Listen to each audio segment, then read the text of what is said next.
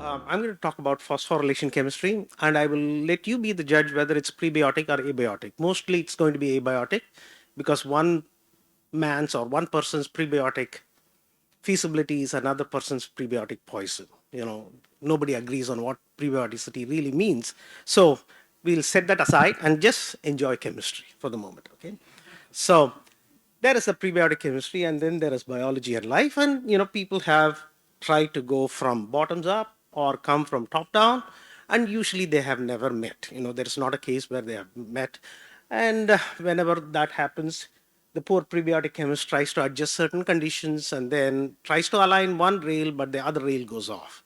So rather than trying to connect biology and prebiotic chemistry through a single rail, what approach we have taken is a different one, saying that there might not be a direct connection and you might have to change stations in between.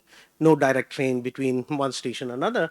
And that makes sense because you have changes in environment. And Paul talked about the great oxidation event, where some chemistries would have died and new chemistries would have started. Okay, so you can think of one of those breaks as great oxidation event, if you will.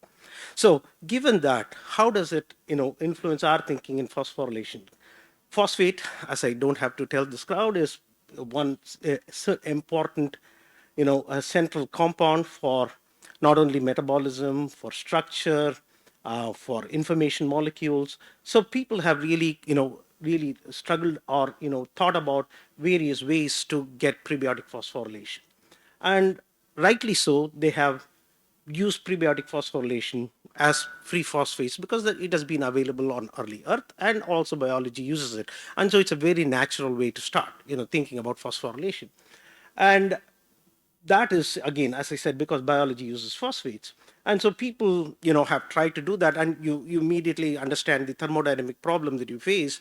If you want to phosphorylate in water, you have to remove a molecule of water from the phosphate and the molecule that's going to be phosphorylated, and that's a problem. So people use activation chemistry, wet dry cycling.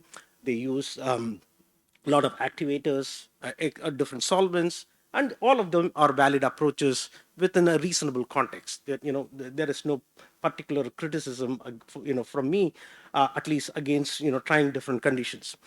What we tried to take a different tack was, and I'll tell you the background of how we came upon it is, can we look at different phosphate sources? For example, instead of using phosphate, if you keep replacing one of the OH groups with an NH2 and continue, you go all the way to what we call a triamidophosphate. And the molecule that we are going to focus on today is the diamidophosphate, for reasons that will become quite apparent. And of course, the very famous discovery by Yamagata and the use of cyclic trimetaphosphate by Orgel and others in this field has shown that cyclic trimetaphosphate itself could be a good phosphorylating source. What we decided to do was look in the literature, and this is a work of Feldman and Thilo from the 1950s, where they reacted cyclic trimetaphosphate with ammonia, and you can see the ammonia will attack, open it up, make a linear amido triphosphate, which will then give rise to the diamidophosphate as the final product. So with that, I will tell you why we got into this. It was a project that was initiated by Eschenmoser in the 1980s, where he wanted to work with sugar phosphates. What he found was this molecule, which is called glycolaldehyde phosphate. When you use the phosphorylated version of glycolaldehyde, the sugar formation reaction becomes much cleaner. You get almost exclusively the 5-membered ring or the 6-membered ring, depending on whether you start with formaldehyde or not. It's not a messy formose reaction. The GCMS is so clean. You would almost, you can make a comparison between the messy formose versus this one. So the question was, how do you get glycolaldehyde phosphate? And there were a lot of attempts. There were even attempts to work with oxiranes and things like that. But one of the things that we discovered was this phosphate can actually phosphorylate glycolaldehyde, and it's one of the most efficient reactions that I know in terms of phosphorylation in water. So this is done in pure water, and actually here you can see the NMR, where you can take the glycolaldehyde and completely converts to the glycolaldehyde phosphate in the presence of magnesium. And it's a very, very efficient reaction, works in micromolar concentrations. And this is a paper that we published, and I'm really happy because it contains the name of Gustav Arrhenius and Eschenmoser, along with a name that kind of elevates me a little bit, because this paper is now, many people work with this amido triphosphate or the derivatives of it, because it's a very good phosphorylating agent and in water. That's what I want to convey with this lecture. The problem with amido triphosphate itself was, as this X-ray structure shows, is that this phosphate is actually pretty close to this phosphate. And so if you protonate that ammonia or NH2 group, it's a good leaving group and it cyclises back to trimetaphosphate, cyclotriphosphate. So a competing reaction when you want to phosphorylate is that one. So what we decided to do was develop this diamido phosphate with the idea that one NH2 would act as a nucleophile, the other NH2 would act as a leaving group after the reaction, and then you would have this regioselective phosphorylation, which worked very nicely. You can take sugars and phosphorylate them, and if you take the ribose in this case, you can actually see you can go from a pyranose form to a furanose form. That means you can not only select the regioselectively phosphorylate, but you can also begin to select the furanose or the pyranose form by these kind of reactions. So this led us to really think about whether we can phosphorylate other molecules. And the problem was, as this mechanism shows, the molecules like a nucleoside or a glycerol does not have this reactive aldehyde to which the NH2 group can latch onto. So you would think that these would not get phosphorylated, and so we left it at that. But then there was a nice discovery by Yoon Kyung in my group, who showed that actually if she took diamido phosphate, put it in water around pH 6, it began to make pyrophosphate bonds, which made the amido triphosphate and ironically went all the way back to cyclic trimetaphosphate. So it's a reversible reaction. You put ammonia, cyclotrimetaphosphate goes to diamidophosphate. You put acid, diamidophosphate goes back to cyclotrimetaphosphate. So we started thinking, if phosphate can intercept the diamidophosphate, can we intercept it with other nucleic acids or other nucleophiles? And that is what led to this work, where we could take diamidophosphate in water with nucleosides and cleanly form cyclic phosphates, 2' 3' cyclic phosphates from riboses or ribonucleosides. You can actually begin to phosphorylate amino acids, and if you make the acyl phosphates, which we do by P30 and NMR, we can show that they begin to form peptides in water. And the same way, if you take glycerol, fatty acids, and you do diamido phosphate, it begins to make what we found to be a cyclic phospholipid, which begins to make nice protocell-like structures. So the take-home message was that by using PN bonds for phosphorylation instead of PO bonds, what we are able to do is convert some of the building blocks into their higher polymeric forms or supramolecular forms. Instead of using phosphate, we can do this in water. And nature still uses PN bonds. And that was the nice thing, that when we saw that nature still uses PN bonds for many of its reactions. So the idea then is that, it makes sense to have, starting with, these kind of chemistries, the PN bonds, where prebiotically it's easier for you to do the reaction in water, and then transition to ones where you would have more sophistication in terms of kinetically stable bonds, which then requires enzymes to activate them in order to make the reactions go for, under quite, these are not controlled. The prebiotic chemistry that I'm talking about is once you mix, the reaction goes on. But these molecules require that kind of a control that the enzymes are able to exert, and therefore have a very ordered process of reactions. So, but yes, we are able to show this phosphorylation, but what does that phosphorylation provide in terms of the bigger picture that Paul talked about, going from small molecules to bigger ones? So the opportunity came for us when we saw the paper by Hannes Mutzler and Phil Holliger, where they used the cyclic phosphates at the end of a long oligonucleotide and tried to make ligations and oligomerizations.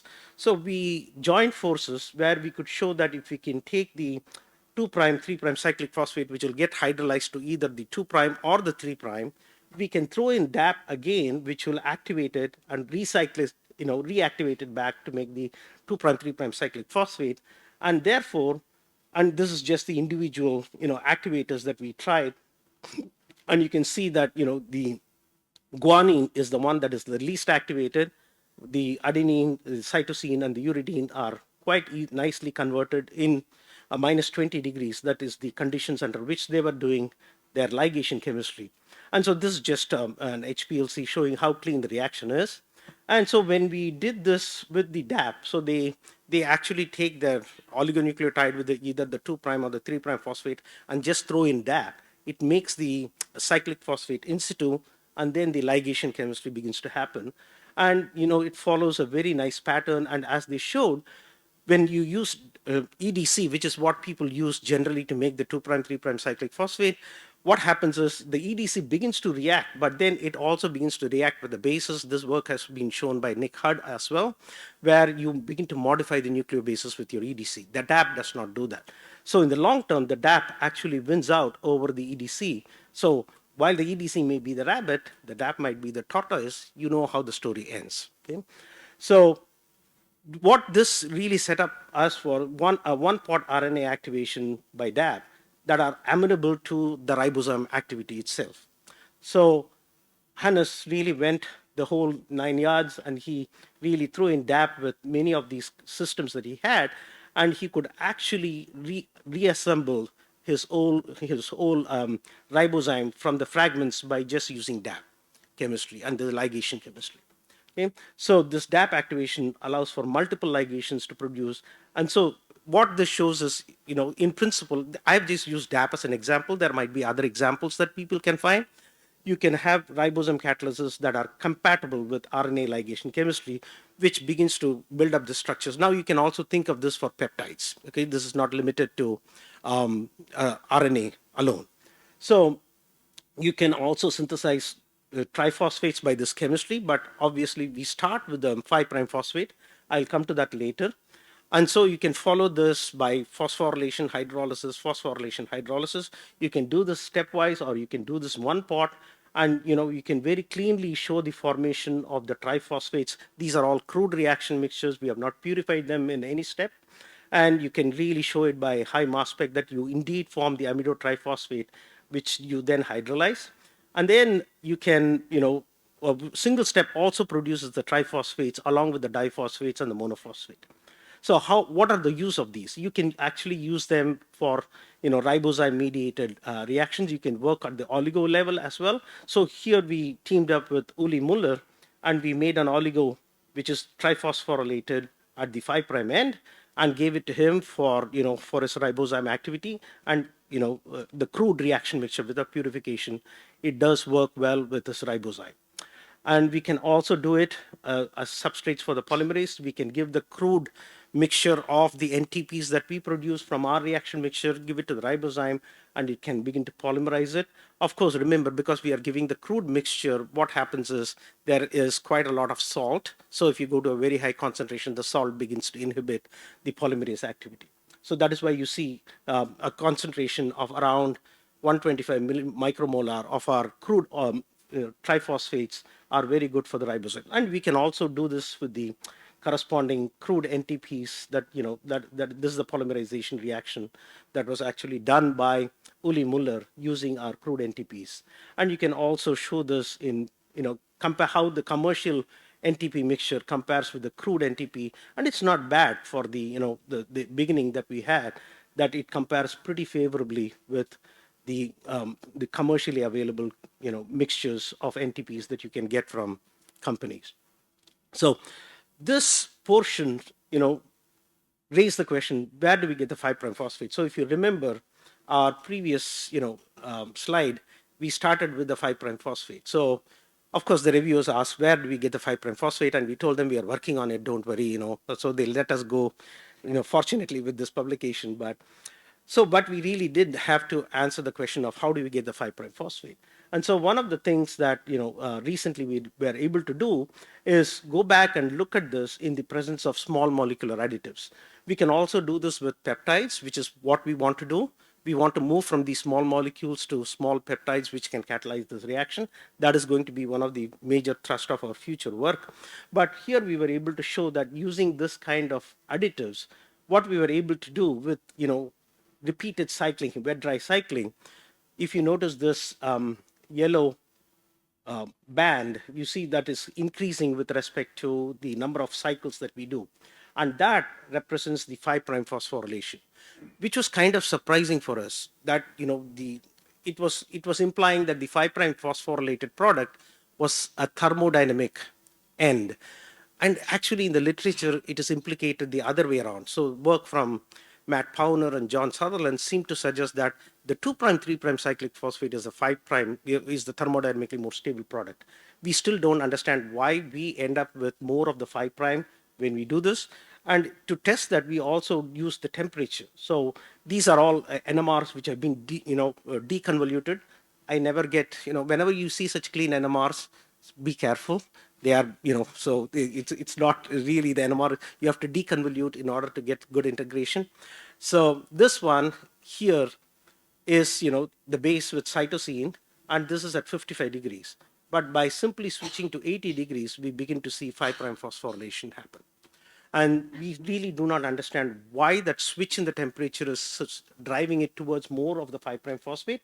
We have left it as an open question in this paper, but that seems to be true for all 4 bases. So just by simply raising the temperature under these wet dry cycle conditions with diamide phosphate and one of these additives, you can really increase the 5' phosphorylation. So where we are going with this is actually trying to take sugars and react it with, diamide phosphate, form these activated intermediates, and use nucleobases. Now, before any pre-RNA world person gets upset, I've just focused on RNA. This could also well work for pre-RNA. Okay, so the nucleobase, that's why I just put a B for bases. And you can use different type of sugars, not just the ones that I've shown here. And the same diamide phosphate is able to take it further to make the phosphorylation, and it can also do the non-enzymatic oligomerization as we've seen before, but they also give rise to the phosphates which can be used for enzymatic polymerization. And so what we are trying to now do is develop a model where we can take the sugars, DAP, go on forward, and in the same pot, whether we can repeat these steps and develop a model, and without making the claim, that this is what we have done prebiotically, and therefore it's relevant to origins of life on early Earth. So this is just a model. Okay, just keep that in mind. So can we do the simplification of transition from chemistry to what we think to be biology? Remember, this is not really biology we are showing, but towards it's approaching towards what biology would want, and all with a single molecule within the same reaction pot, which can enable now a co-evolutionary scenario. Now, here I've just focused on nucleic acids. You can do the same with amino acids as well, which is what we are working on. And the next part of the talk, I will show you how we can work with protocells. So the same chemistry that I showed is also amenable to protocells. So this is usually the view, that people have. Fatty acids that are available in prebiotic chemistry will lead you to phospholipids. And generally, the opinion is that you have phospholipids coming late in the evolution of protocells. Slowly, that view is changing, mainly from some of the work that we have done. There are others who are working in this field. For example, Claudia Bonfieux is also beginning to show these kind of things. So what we asked the question was, can phospholipids play an earlier role in protocells, and how does phosphorylation chemistry help in that? So this, you might remember, was in one of the earlier slides where we took nonanoic acid, glycerol, and diamide phosphate, mixed them together. We got a mixture, and then we put this mixture in water. They begin to form nice protocell-like structures. So they are actually vesicles. We have shown them to be. So the question that we asked was, how does cyclic phospholipids play a role? And luckily for me, Sheriff Mansi agreed to join force, and with his postdoc at that time PhD student Duhan, they showed that simply mixing in cyclic phospholipids actually increase the stability of the protocells to pH, to metal ions, to temperature, and the same corresponding one that lacked the cyclic phospholipid was not that stable. And they showed that you really, you can begin to enclose, dye-labeled big molecules that would be quite stable, and they would not leak out at, at an alarmingly great rate Here you see the comparison with, your decanoic acid GMD with the corresponding decanol, whereas when you have the CPC10, these protocells that they form, or the vesicles that they form, are quite stable. So with this, I would say, encouragement, we looked at this question of, can phospholipids play an earlier role in protocell formation? And the idea was the following. We know that diamidophosphate can make the corresponding GMD from DA just by the esterification. It can make the cyclic phosphate. And the nice thing with the cyclic phosphate is amenable to ring opening by hydrolysis. But what happens if you can begin to ring open, and then you get this two different structures, you begin to re-esterify in the same reaction mixture? Can you begin to go forward with this towards the phospholipids in this type of a simple incremental chemistry in the same pot? Okay, so for that we needed to make sure, and this is one of the things that anybody who wants to do a project in prebiotic chemistry might want to take the wise words of Eschenmoser, who said, if you want to do this, first make these molecules and find out whether they function. If they don't function, then you are actually wasting the time of the graduate student or the postdoc, and you will never get a good publication. So one of the things we started doing was making these molecules and finding out whether they would make protocells. And that's the question. So surprisingly, these are two negatively charged ones. Okay, so you can take decanoic acid and cyclic phospholipid, and you can mix them, and they do form actually quite nice protocells depending on the pH. So you can see that, as you expect, they form at the lower pH end. The higher pH they don't, because both of them are negatively charged and they do not come to pack together to form the membranes that form the protocell. And they are indeed, and you can actually very nicely make show that this is the Z stack. I had to learn a lot of these chemistries and techniques, because I'm not a protocell person, but it was fun to do this. So you can actually so this kind of a, let me see. So this is, you can just mix them in situ, and then you can begin to see, how they form protocells. And they, once you cool back to room temperature, you really see very nice unilamellar protocells that are being formed. And you can, really show by different dyes that indeed they are, encapsulated. And this is the one with the corresponding cyclic phospholipid with the GMD. And you can again very nicely see multilamellar type of structures which change with respect to the pH. They can also, form very nice, protocells. You can see this beautiful, spherical shape with the hollow interior. And you can, begin to again use different dyes to show that indeed they are enclosed within the lumen of the protocell. But the nice thing that we saw here was, even after many days, these are very dynamic. And here is actually a multilamellar protocell actually beginning to bud off and give rise to other kind of smaller cells. And this we see quite often.